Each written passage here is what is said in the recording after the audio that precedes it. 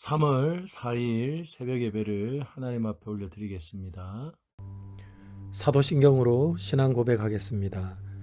전능하사 천지를 만드신 하나님 아버지를 내가 믿사오며 그 외아들 우리 주 예수 그리스도를 믿사오니 이는 성령으로 잉태하사 동정녀 마리아에게 나시고 본디오 빌라도에게 고난을 받으사 십자가에 못 박혀 죽으시고 장사한 지 사흘 만에 죽은 자 가운데서 다시 살아나시며 하늘에 오르사 전능하신 하나님 우편에 앉아 계시다가 저리로서 산자와 죽은 자를 심판하러 오시리라. 성령을 믿사오며 거룩한 공예와 성도가 서로 교통하는 것과 죄를 사하여 주시는 것과 몸이 다시 사는 것과 영원히 사는 것을 믿사옵나이다. 아멘.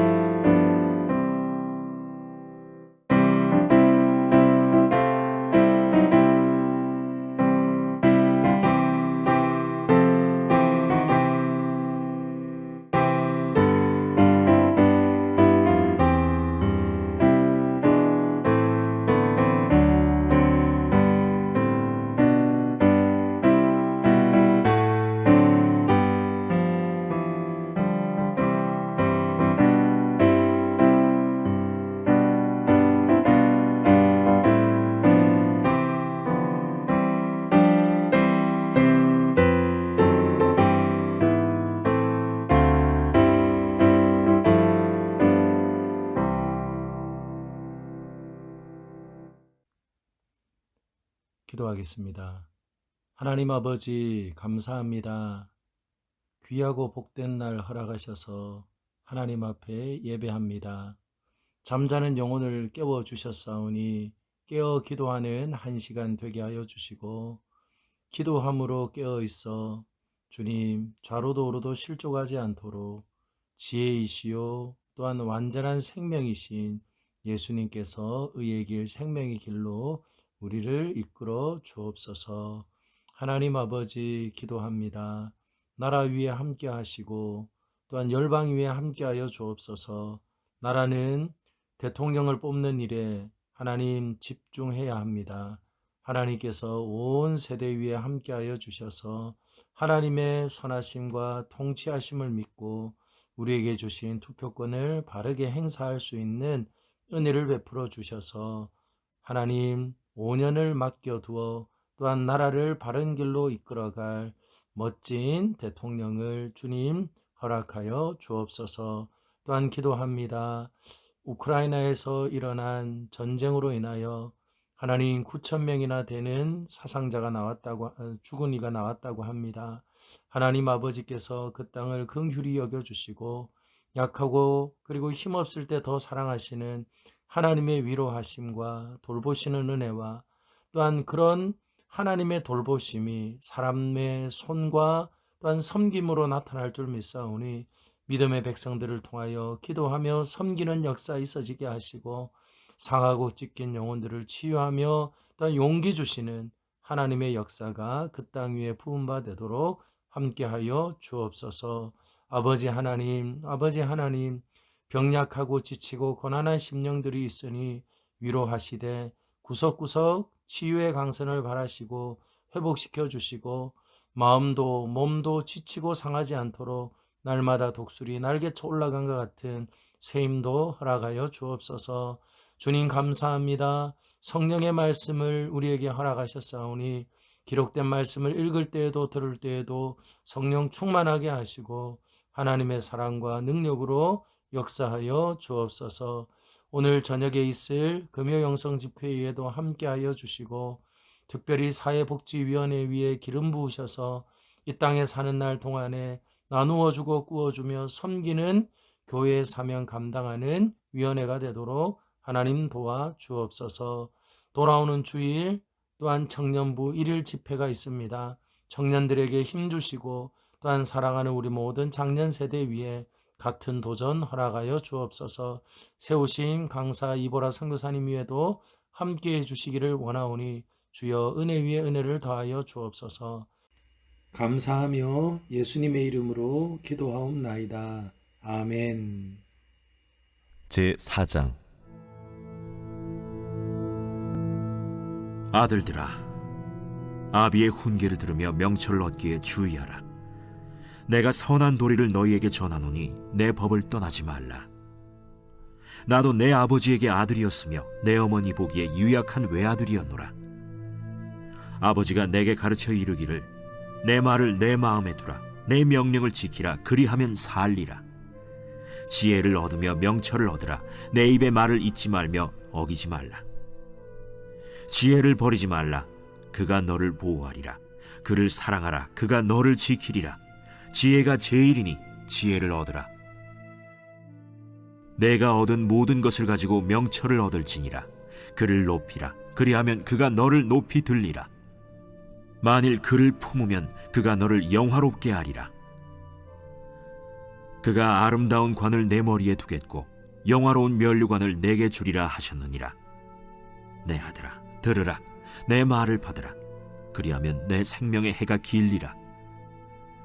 내가 지혜로운 길을 내게 가르쳤으며 정직한 길로 너를 인도하였은즉 다닐 때에 내 걸음이 곤고하지 아니하겠고 달려갈 때에 실족하지 아니하리라. 훈계를 굳게 잡아 놓치지 말고 지키라. 이것이 내 생명이니라. 사악한 자의 길에 들어가지 말며 악인의 길로 다니지 말지어다. 그의 길을 피하고 지나가지 말며 돌이켜 떠나갈지어다. 그들은 악을 행하지 못하면 자지 못하며 사람을 넘어뜨리지 못하면 잠이 오지 아니하며 불의의 떡을 먹으며 강포의 술을 마심이니라. 의인의 길은 돋는 햇살 같아서 크게 빛나 한낮의 광명에 이르거니와 악인의 길은 어둠 같아서 그가 걸려 넘어져도 그것이 무엇인지 깨닫지 못하느니라. 내 아들아, 내 말에 주의하며 내가 말하는 것에 내 귀를 기울이라. 그것을 내 눈에서 떠나게 하지 말며 내 마음속에 지키라. 그것은 얻는 자에게 생명이 되며 그의 온 육체의 건강이 됨이니라. 모든 지킬 만한 것 중에 더욱 내 마음을 지키라. 생명의 근원이 이에서 남이니라. 구부러진 말을 내 입에서 버리며 비뚤어진 말을 내 입술에서 멀리하라. 내 눈은 바로 보며 내 눈꺼풀은 내 앞을 곧게 살펴 내 발이 행할 길을 평탄하게 하며 내 모든 길을 든든히 하라. 좌로나 우로나 치우치지 말고 내 발을 악에서 떠나게 하라.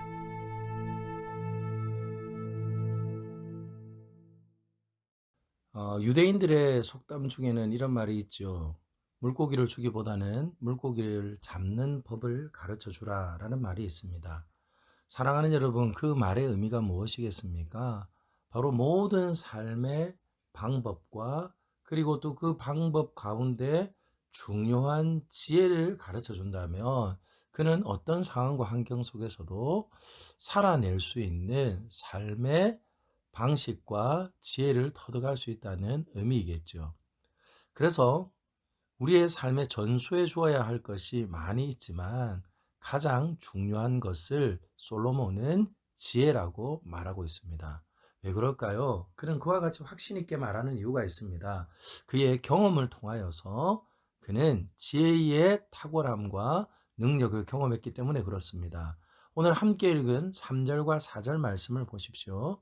나도 내 아버지에게 아들이었으며 내 어머니 보기에 유약한 아들이었노라. 아버지가 내게 가르쳐 이르기를 내 말을 내 마음에 두라. 내 명령을 지키라. 그리하면 살리라. 아멘. 여러분 3절의 말씀을 보세요. 자신을 가르쳐 과거에 어땠다는 겁니까? 아주 긍정적이고 그리고 당당함을 표현한 말인가요? 그렇지 않습니다. 사뭇 부정적인 의미가 있습니다. 다윗의 수많은 아들 가운데 한 사람이었다는 거예요. 다윗의 20명의 아들 가운데 그는 그저 한 사람에 불과했다는 겁니다. 이뿐만 아니라 그는 그의 어머니에게서 또한 유약하고 연약한 아들일 수밖에 없었다는 거예요. 그러니 여러분, 오늘 이 말씀 속에 그는 그와 같이 존재감이 없고 그리고 약한 인생이었고 그리고 아버지에게는 그냥 수많은 아들 중에 하나였지만 그는 무엇이 되었습니까? 왕이 되었고 왕이 되었을 뿐만 아니라 지혜로운 사람으로 지금도 동서고금을 막론하고 솔로몬을 떠올리는 거예요. 그러니 여러분, 어떤 일이 일어난 겁니까? 지혜를 통하여서 그의 삶은 완전히 달라졌다는 거예요. 지혜를 통하여서 그는 완전히 다른 삶을 살았다는 것입니다. 그러니 무엇 하는 겁니까? 오늘 이렇게 말하는 거예요. 내 아들들아. 복수로 표현을 하고 있어요. 젊은 세대들에게 말을 하는 겁니다. 하나님의 백성들에게 말을 하는 거예요. 그러면서 지혜를 무엇 하죠? 중요하게 여기고 또한 지혜를 얻으라고 말을 하고 있습니다. 5절 말씀 읽습니다. 지혜를 얻으며 명철을 얻으라. 내 입의 말을 잊지 말며 어기지 말라. 왜 지혜를 얻으라고 말하고 있습니까? 오늘 6절은 이렇게 말합니다. 지혜를 버리지 말라. 그가 너를 보호하리라. 그를 사랑하라. 그가 너를 지키리라. 아멘. 사랑하는 여러분, 지혜가 무엇 한다고 말하죠? 나를 보호하고 또한 지혜가 나를 지켜준다는 거예요. 그러므로 인하여서 오늘 솔로몬은 이 말씀을 듣고 있는 모든 세대들에게 너를 보호하고 너를 지켜줄 그 지혜를 얻는 일에 힘을 쓰라는 겁니다. 그리고 지혜를 얻었다면 그것을 주의하여 잃어버리지 않도록 단단히 지키고 사랑하라는 거예요. 이뿐만 아닙니다. 또한 7절에도 지혜를 얻으라 그렇게 말씀을 합니다. 사랑하는 여러분, 지혜를 얻으라. 그리고 네가 얻은 모든 것을 가지고 명철을 얻으라. 무슨 말이죠? 지혜에 지혜를 더할 수 있도록 부단하게 지혜를 얻는 일이라면 반드시 어떠한 대가가 들더라도 그 대가를 지불하고 지혜를 얻으라는 거예요. 왜 그렇습니까? 그 지혜를 얻음으로 인하여서 오늘 9절 말씀이 이렇게 말을 합니다. 그가 아름다운 관을 내 머리에 두겠고 영화로운 면류관을 내게 주리라. 아멘. 지혜가 무엇을 주었습니까? 아름다운 관을 머리에 쓰게 하고 그리고 영화로운 면류관을 주었다는 겁니다. 결국 지혜가 누굴 높인 겁니까? 지혜를 사랑하고 지혜를 얻는 일에 힘을 쓰고 그리고 또한 지혜를 사모하며 그리고 주의하여 잘 지켰더니 지혜가 나를 높여주었다는 거예요.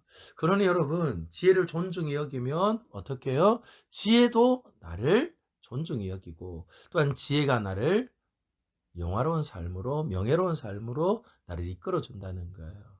그런데 여러분, 오늘 이 말씀은 꼭 우리 주님께서 그렇죠? 하신 말씀과 같죠.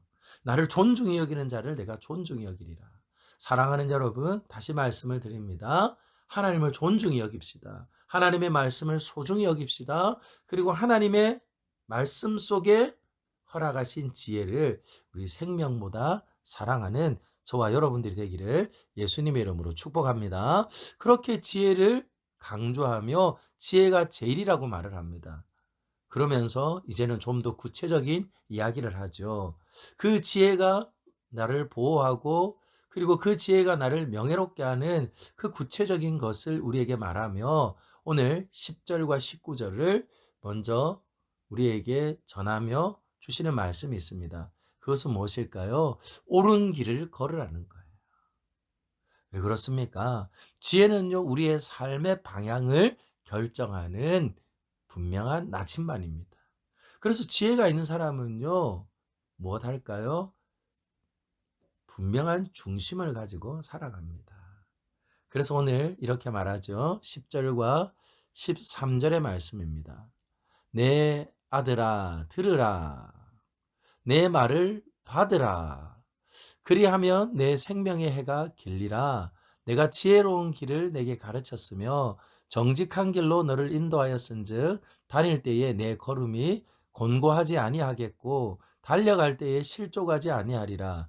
훈계를 굳게 잡아 놓치지 말고 지키라. 이것이 내 생명이니라. 아멘.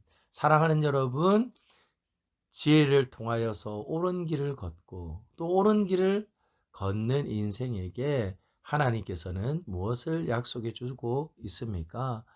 그에게 우리 주님께서는 곤고하지 않을 것이고 그리고 또한 곤고하지 않음으로 인하여서 실족하지 않게 될 것이고 그리고 굳게 잡아 놓치지 않아 아니 공고하지 않은 옳은 길을 따라 살아갈 때에 내 걸음이 곤고하지 않겠고 또한 달려갈 때에 실족하지 않을 것이라고 말씀을 합니다. 그러므로 사랑하는 여러분, 옳은 길을 걸어갈 수 있도록 지혜는 우리의 삶을 붙든다는 거예요.